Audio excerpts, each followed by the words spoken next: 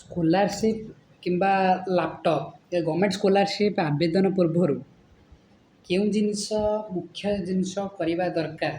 ଓଡ଼ିଶା ସ୍କଲାରସିପ୍ର ଯେକୌଣସି form apply ହେଉ କେଉଁ ଜିନିଷଟା କରିବା ନିହାତି ଦରକାର ସେ ବିଷୟରେ ଆଜି ଆଲୋଚନା କରିବା ଏଇ ଚ୍ୟାନେଲରେ।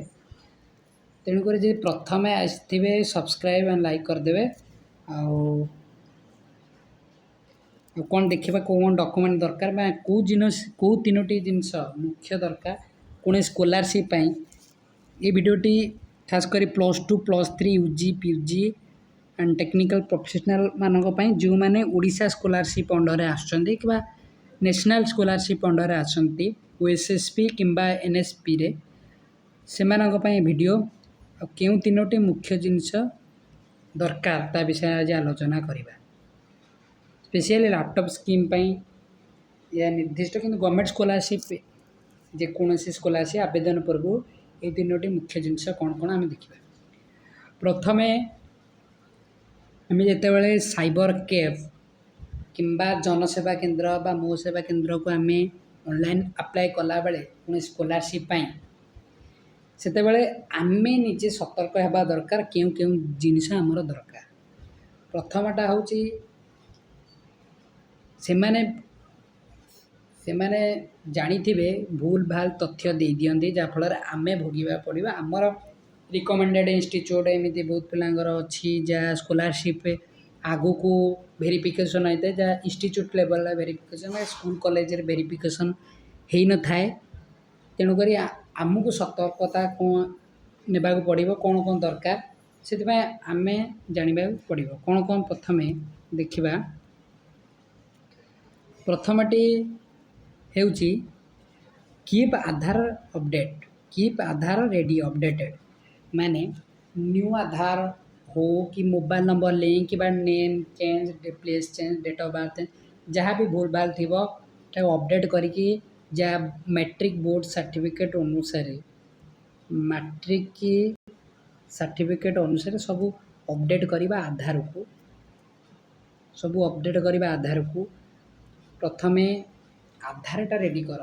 ତୁମର ଆଧାର ବିନା ଆଉ କିଛି ଏବେ ଆଧାରଟା ଇମ୍ପୋର୍ଟାଣ୍ଟ, ଆଧାର ସ୍କିମ୍ଟା, ଯାହାଫଳରେ ଆମକୁ ଯେଉଁ ସ୍କଲାରସିପ୍ ପାଇଁ ଆମେ ଆଉ ଆକାଉଣ୍ଟ ଡିଟେଲ୍ସରେ ପାଇବାନି, ବ୍ୟାଙ୍କ ଆକାଉଣ୍ଟ ଆମେ EPS ମାଧ୍ୟମରେ ପାଇବା।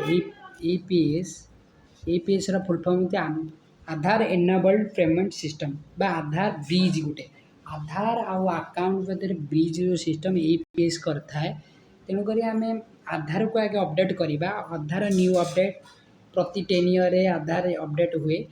ଆଧାର ଆଗେ ଅପଡ଼େଟ୍ କରିବା ଦରକାର ପାଇଁ ସ୍କଲାରସିପ୍ ପାଇଁ, ମେନ୍ ଫୋକସ୍ ସ୍କଲାରସିପ୍। ତାପରଟା ହେଉଛି link mobile number with Aadhaar. ଯେଉଁଟା କରେଣ୍ଟ ମୋବାଇଲ୍ ନମ୍ବର ଯେଉଁଟା ତୁମେ ୟୁଜ୍ କରୁଥିବ ତାକୁ ମୋବାଇଲ୍ ନମ୍ବର ସହିତ ଆଧାର ଲିଙ୍କ ଯେ ଏଇଟା ଭାଇଟାଲ୍ ରୋଲ୍। ଏଇ link mobile number with Aadhaar vital role play କରେ ମୋବାଇଲ୍ ନମ୍ବର ଲିଙ୍କ। କାରଣ ମୋବାଇଲ୍ ନମ୍ବର ଲିଙ୍କ ନଥିଲେ OTP ଯିବ, OTPରେ ପ୍ରୋବ୍ଲେମ୍ ସ୍କଲାରସିପ୍ ପାଇଁ। ତେଣୁକରି ମୋବାଇଲ୍ ନମ୍ବର ଆଧାର ନମ୍ବର ଅପଡ଼େଟ୍ କଥା ହେଉଛି ଆଧାର ଅପଡ଼େଟ୍ ରଖିବେ, ମୋବାଇଲ୍ ନମ୍ବର ଲିଙ୍କ କରିବେ। ଥାର୍ଡ଼ ପଏଣ୍ଟଟି ହେଉଛି ସିଡ୍ ବ୍ୟାଙ୍କ ଗୋଟେ ଆକାଉଣ୍ଟ ନମ୍ବର ସହିତ ବ୍ୟାଙ୍କର ଆକାଉଣ୍ଟ ନମ୍ବର ସହିତ ଆଧାର ଲିଙ୍କ ହେବା ଦରକାର। ଯାହା ବ୍ୟାଙ୍କରେ ହୁଏ କେବଳ ମାତ୍ର 24 ଘଣ୍ଟା ଲାଗିବ। 24 ଘଣ୍ଟା ପରେ ଆପଣ ଆଧାର ଆଉ ବ୍ୟାଙ୍କ ଅପଡ଼େଟ୍ କରିବେ, ଲିଙ୍କ କରିବେ, ବ୍ୟାଙ୍କରେ ଏଇଟା ହେବ। ଆଉ ମୋବାଇଲ୍ ନମ୍ବର ଆଧାର ଲିଙ୍କ ହେବାଟା ଜନସେବା କେନ୍ଦ୍ରରେ, ଏଇଟା ବ୍ୟାଙ୍କରେ ହୁଏ। ଏଇଟା ଜନସେବା କେନ୍ଦ୍ରରେ କିମ୍ବା ମୋ ସେବା କେନ୍ଦ୍ର ଆଧାର କେନ୍ଦ୍ରରେ ଏଇଟା ହୁଏ। ଆଧାରକୁ ଅପଡ଼େଟ୍ ରଖିବ। ପ୍ରଥମ ମୁଖ୍ୟ କାରଣ ହେଉଛି ଏ ଭିଡ଼ିଓର ମୁଖ୍ୟ ଉଦ୍ଦେଶ୍ୟ ହେଉଛି ସ୍କଲାରସିପ୍ ଆବେଦନ ପୂର୍ବରୁ କୌଣସି ଆମର ଭୁଲ ଭାଲ ତଥ୍ୟ ନ ଯାଉ। ତେଣୁକରି ଆମେ ଭିଡ଼ିଓଟି କରୁଛୁ।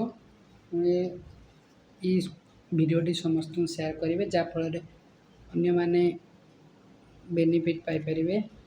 ନୂଆ ଚ୍ୟାନେଲକୁ ଆସିଲେ ସବସ୍କ୍ରାଇବ୍ କରିବେ। Thank you.